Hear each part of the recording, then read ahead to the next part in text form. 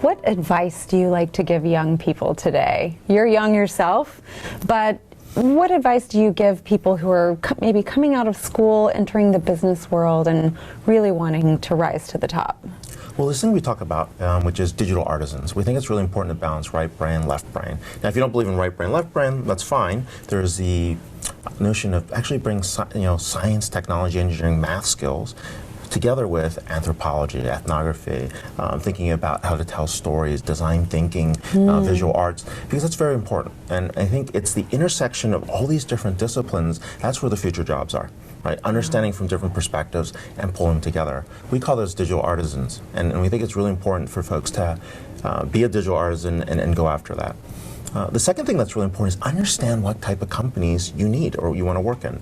There's something I really want to put into one of the magazines, I hope I do, but imagine on one side there's margin, on the other side there is growth, right? And you got to figure out what type of companies you like to work at. Growth companies work very differently. They're companies that are typically very, very aggressive, not necessarily a lot of structure, but crazy, crazy amounts of energy. Yeah. Margin companies are very, very structured, and they're trying to get to a much more predictable outcome, right? And then there's companies that are pre-IPO and companies that are post-IPO.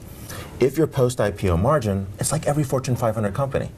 Right? You're basically going after quarter-to-quarter growth, there's established processes, there's a lot of inertia, you've got a big customer base, you're just trying to keep things moving, and hopefully you go 3%, 5%, 7%, you get really excited, because they're big numbers.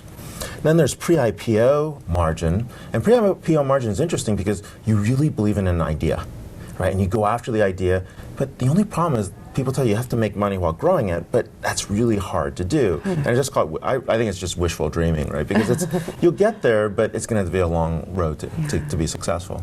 And then what we see are the pre-IPO growth companies. And those are the startups you see in the Valley.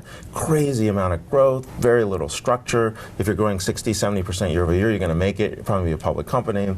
And just a lot of excitement, a lot of learning experiences, but very, very little structure, not a lot of scale. Right? People actually think quickly on their feet. Yeah. Like if you want a structure, if you want a ladder, you're not going to do very well there. Right. And then there are companies that we call post-IPO growth. Those are like Salesforce or Facebook or Amazon. So long you're growing 40% year over year, you can lose as much money as you want. Nobody cares. Right. It's a strange market.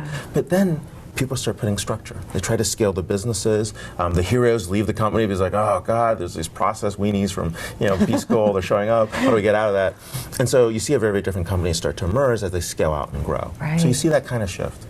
So if you understand that, you'll know where you're going to be and be happy.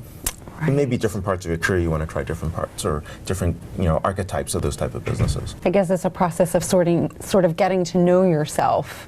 You do. And where you thrive. Yeah, do you like structure? Some people love structure. They like going through a ladder. They like figuring out the goals are really defined. Some people hate structure. They want to solve the problem and figure out and put structure in, which is a very, very different type of game as well.